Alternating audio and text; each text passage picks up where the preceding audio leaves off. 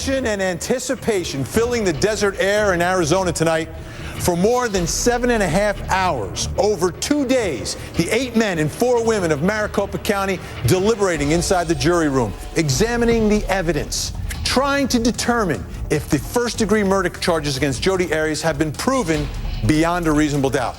Tonight, after dark, we have 2 of our own juries who will look at that issue. Ryan Smith is with our studio jury here at HLN headquarters in Atlanta.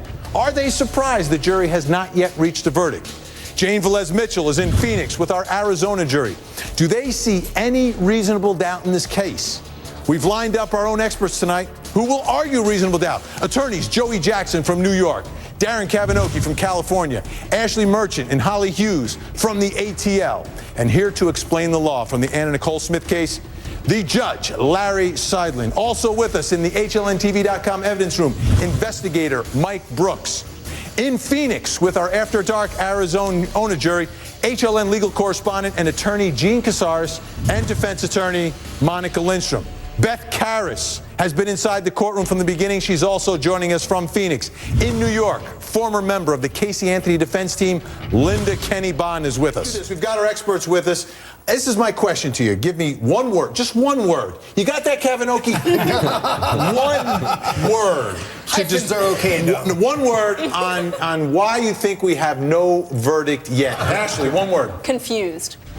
Welcome back to HLN After Dark. And, you know, when a criminal jury is deliberating, it's all about these 2 words, reasonable doubt.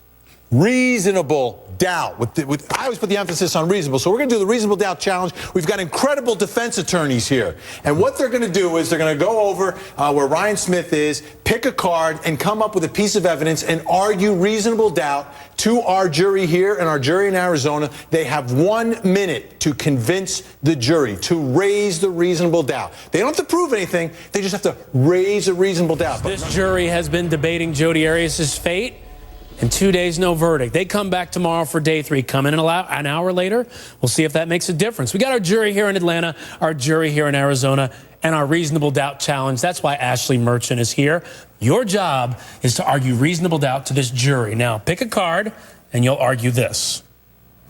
Jodi's hair. The hair. More specifically, the hair color. I should have gotten that card. Yes, Darren Kavanaugh. You got to have hair to argue hair, Darren.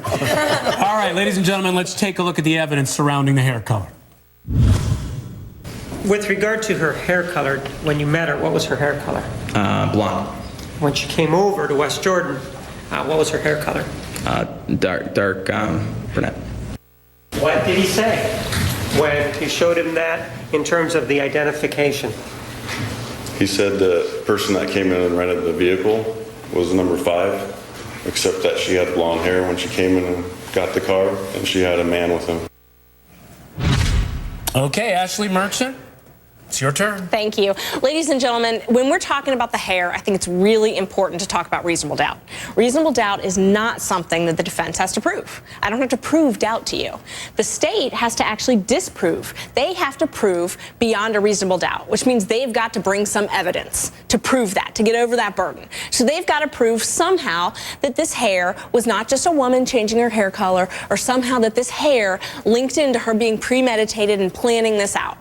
And I haven't heard it. I haven't heard 1 bit of evidence from the prosecution to say that her hair was anything more than a woman just changing her hair. And she had changed her hair before, and I just don't know how the state can overcome this reasonable doubt. All right. There you have it, ladies and gentlemen.